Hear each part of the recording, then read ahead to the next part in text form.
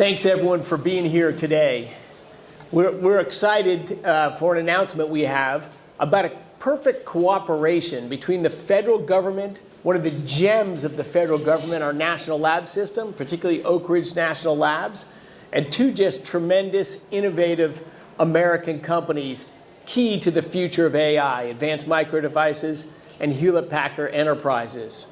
President Trump came to office and wanted things to move faster. He wanted to unleash American energy. He wanted to unleash American entrepreneurship and innovation so the U.S. could keep the lead in artificial intelligence. We think that's critical to better the economy in our country, also to keep our national security safe. We went out and said we need to do things differently in the government. We've got to partner with business in a fast, decisive way. This is essential to reaching it.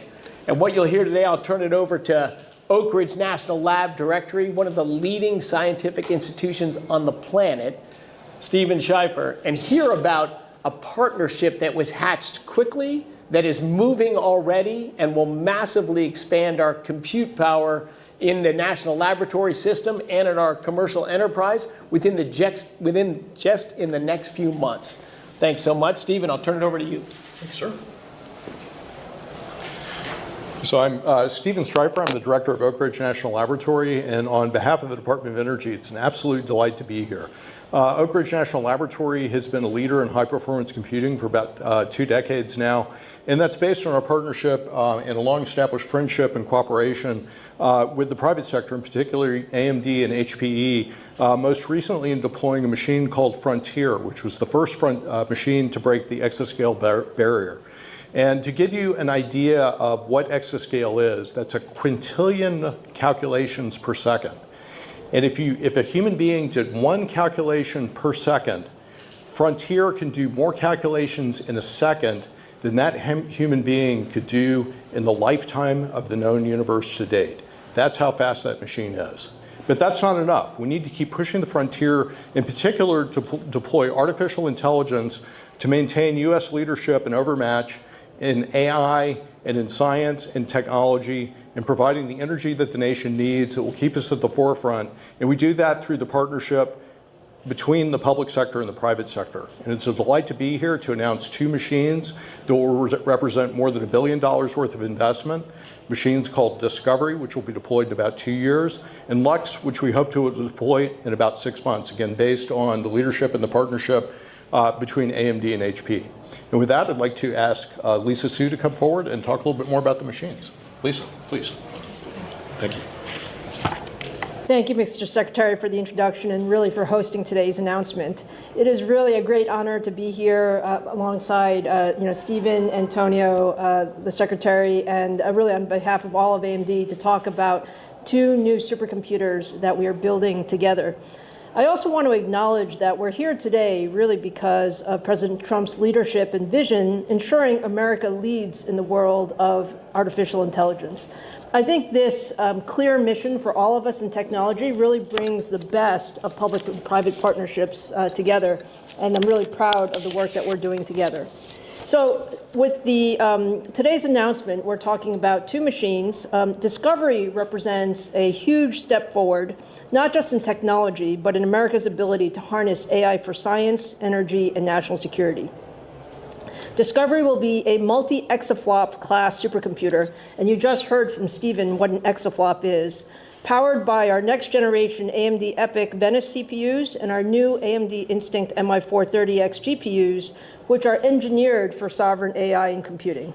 What I can say is that these technologies were developed in partnership with the Department of Energy and Oak Ridge National Labs to ensure that the US leads in AI. Now, I would also like to talk about a more recent machine, because one of the things that has been amazing is in interacting with this administration, the focus is on speed and action. So from my very first meeting with Secretary Wright, he encouraged us to be very aggressive and bring new ideas to leverage public and private partnership to accomplish the US AI agenda. And his primary emphasis was speed and creativity, and that is making a difference today. So together with Oak Ridge and HPE, we're setting out to bring leading-edge AI and compute in a matter of just a few months to the DOE and Oak Ridge. Lux is powered by our 5th generation AMD EPYC CPUs, our newest AMD Instinct MI355 GPUs, and our Pensando networking technology. Together with HPE and Oracle Cloud, we will be installing this at Oak Ridge National Labs by early 2026, and it's expected to bring 3x the amount of AI performance compared to what is on site today in a matter of a few short months. This really provides a foundation for near-term scientific discovery and the acceleration of sovereign U.S. AI research. And what makes these systems truly transformative is really the partnership behind them. Through this collaboration, researchers across the country will be able to share AI-ready data, train and test models faster, and move seamlessly from lab to cloud using our open ecosystem. This partnership should be a model of American innovation where government, academia, and industry come together. And I look at Discovery and Lux as more than just computers. They are really commitments. Commitments to scientific discovery, to open collaboration, and to American leadership in the technologies that will shape our future. So what I can say is thank you for the partnership. We really look forward to clearly state that America will lead in AI with these types of public-private partnerships. Thank you.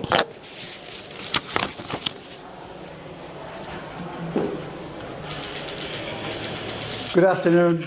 Thank you, Mr. Secretary, for having us today. Thank you, Stephen, for again inviting us to do something amazing with my partner, Lisa. Hewlett-Packard Enterprise has been a partner of the Department of Energy for decades. And we are proud to say we have built the fastest supercomputers together with our partner, in this case, Lisa. Number 1, number 2, number 3 system are HPE systems. And so we are very delighted to build the next generation of supercomputer for the Department of Energy to maintain that legacy.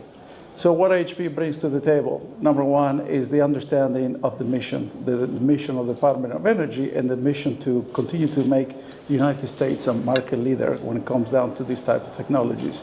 And I want to thank the Trump administration to continue to invest and be bold on that vision, supported by the Secretary. And second is the fact that we build the systems in the United States. Everything we do here is made in USA for the USA. And so we bring to bear the latest technologies. So these new systems, particularly Discovery, will have the latest generation of our Cray EX, which has been supporting more than 50 years of direct liquid cooling technologies at scale. And second is going to bring the latest technology in terms of scaling out this large number of compute nodes, in addition to provide the fastest data transmission when it comes down to data management. So we are really proud, Mr. Secretary, to support, again, you and the national laboratories to continue to put the United States in the forefront and make these systems in the United States. Thank you very much. All right, we'll open up to questions. If you have questions, just go ahead and raise your hand. Let us know your name and outlet, who you want to ask the question to. Start with Callie. Hi, Callie Patterson from the Washington Examiner. Perhaps, Lisa, you can answer this question for me. I'm curious, how much energy are these supercomputers going to be using? Can we answer them from the podium? If that's okay. Feel free to get come closer to the podium if we need to. It is absolutely clear that energy is a key piece of this. So when we look at Discovery and Lux, these will be actually 2 of the most energy efficient supercomputers out there because of all of the technology that we have in place. But really, these are hundreds of megawatts type systems. Yeah, absolutely. And the innovations that have really made this drive forward have been those gains in energy efficiency of the system. Lux will be a smaller machine. It really is something we wanted to deploy quickly to support AI for the scientific community. Discovery, again, energy and computing are the same problem. We have to solve them together. And the opportunity that we have here to deploy the computing that will be able to, for instance, be able to simulate the entirety of a nuclear reactor and do design iterations on that using AI. And do that in a way which ultimately helps build the reactors that will power the AI revolution in the U.S. is something we're really looking forward to.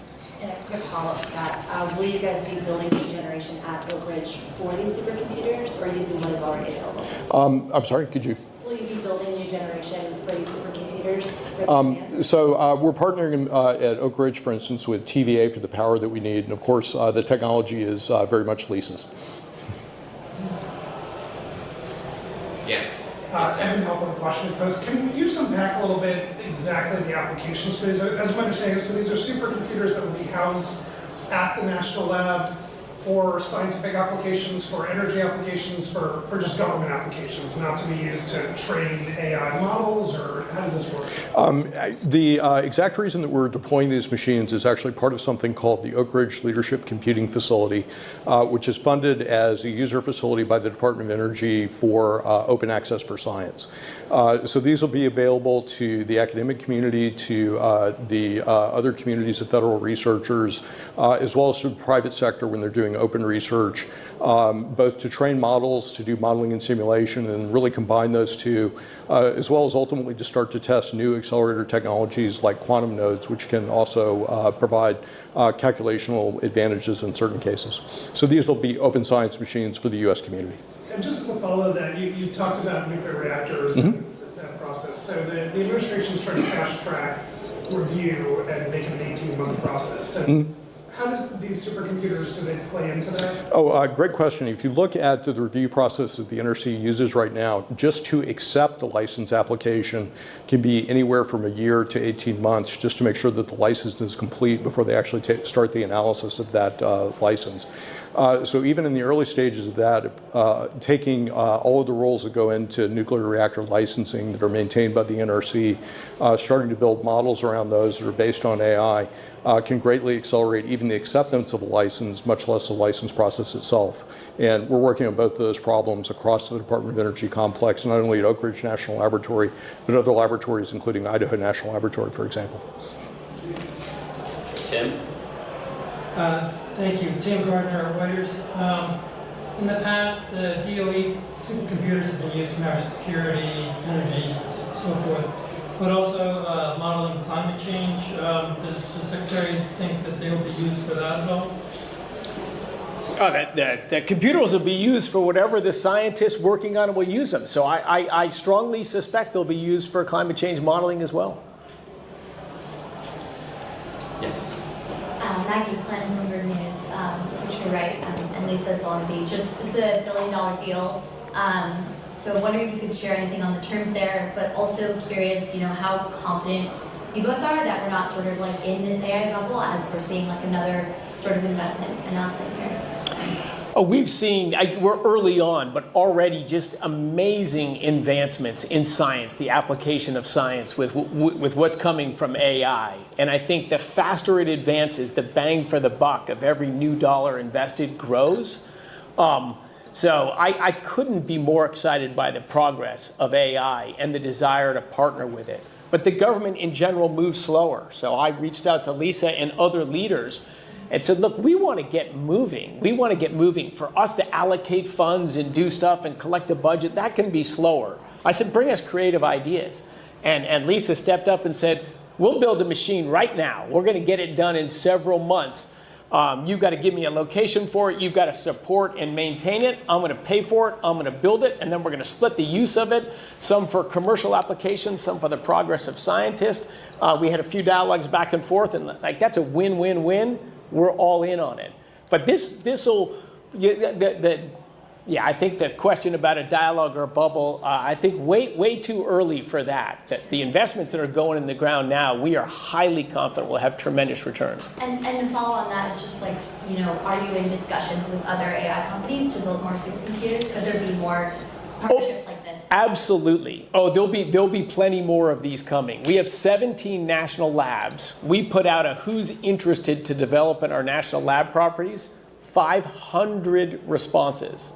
Every name you know in artificial intelligence and data centers and building and compute are responded. And it's just this great combination we have. We have lands, we have a common sense mentality, we have a desire to move quick. And what do the developers of technology want in the United States? They need places to build a regulatory environment they can move quickly and the right partners. But yeah, this is the first of many. But again, hats off to AMD and HPE for how quickly they moved with a very specific proposal in response to a very specific ask. Yeah, I think Secretary Wright said it the best. I think this is a perfect example of public-private partnership where we wanted to build this infrastructure. There's tremendous need for more AI compute in the world, especially in the United States, and especially for our scientists. I think Stephen and his team were very creative in finding some space. We have compute. HPE is a wonderful partner in delivering that. And what I promised the secretary was to build it very, very fast, because he said sooner is better. And we're excited about doing that. But to your broader question about an AI bubble, I think we are so far away from that. We're actually in this place today where more compute equates to more intelligence, and we don't have enough intelligence for everything that we want to do. And so we're all going to invest. We're going to invest because we know that it will have very strong outcomes, whether you're talking about private enterprises, or in this case, it's really about U.S. leadership in science and technology and national security and energy, and those are extremely high priorities for us. Matt Small with Fox Business. Lisa, real quick, you said really prior, you said how fast this happened. So what happened or didn't happen that allowed you to move so quickly compared to maybe previous machines? And then what are the goals? I know this is an open science machine, but what are some of the innovations that you guys are hoping to have come out of Lux and Discovery? Yeah, I think it's fair to say, and really I'll invite Stephen and the Secretary and Antonio to comment as well. But look, we know how to do business in terms of building large machines. We've built large machines before. We're very proud of the work that we've done at Frontier and El Capitan, which are the #1 and #2 machines in the world. But those machines took years, frankly. They were long procurement cycles, very competitive bids, and at the end, we were honored, to be selected there.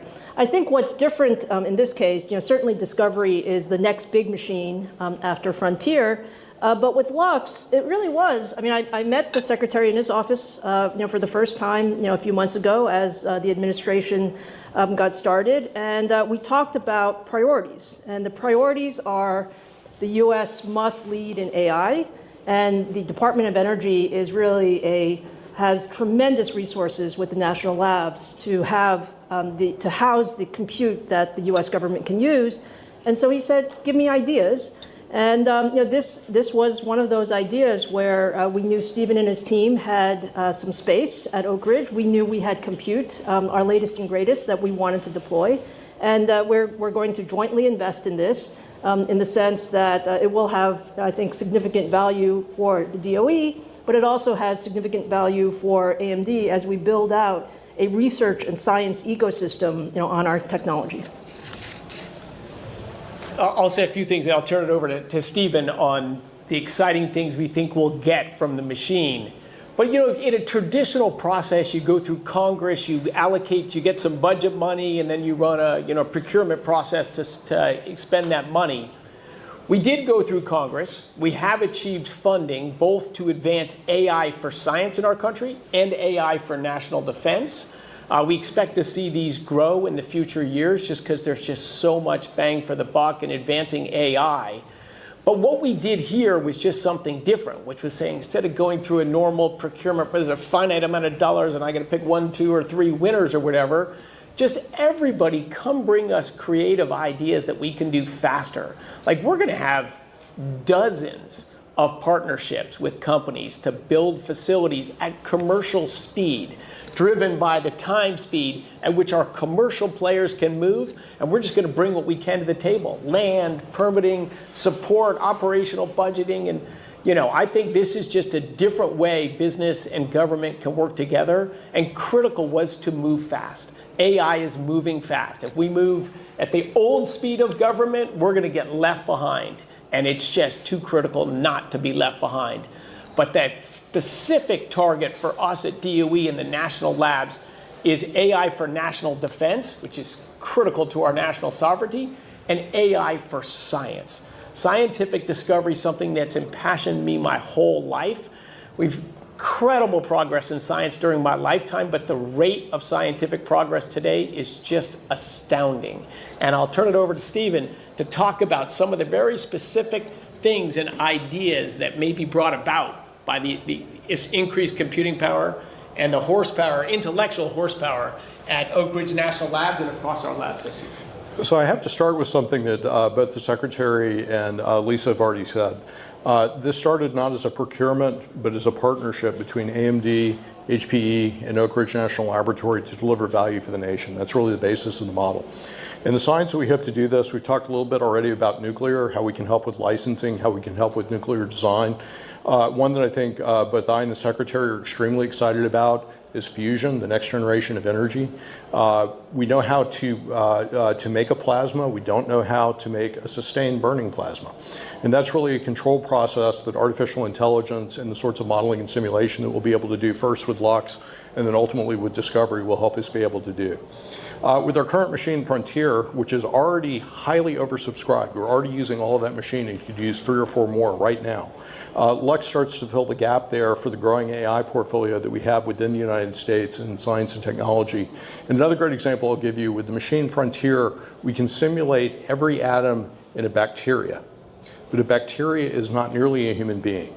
So what we'd like to do is be able to scale up to the point that we can simulate all of the biological systems within an entire human being so that we can really understand the origin of disease, the way that chemistry works in the body, and the way that that then ultimately determines our metabolism and the way that we live. And the 21st century will be the century of health, and that's the way that the department, just one of the ways that the Department of Energy will play in that. Materials design is one that I think is very crucial. We need new materials that not only we can use for things like fusion reactors and fission reactors, we need new machines for information processing. As we've already said, the computing problem that we have now is also an energy problem. The energy problem is going to require computing. How are we going to create the new materials that will be able to both sustain our energy revolution, but also give us new ways to do quantum computing, as an example, that will be immune to the sorts of errors that limit our ability to deploy quantum computers today. And this virtuous cycle of being able to build the computers will ultimately allow us to build the next generation of computers is also one of the very exciting things about this. Thanks for being here. Appreciate all of you, interest in the topic.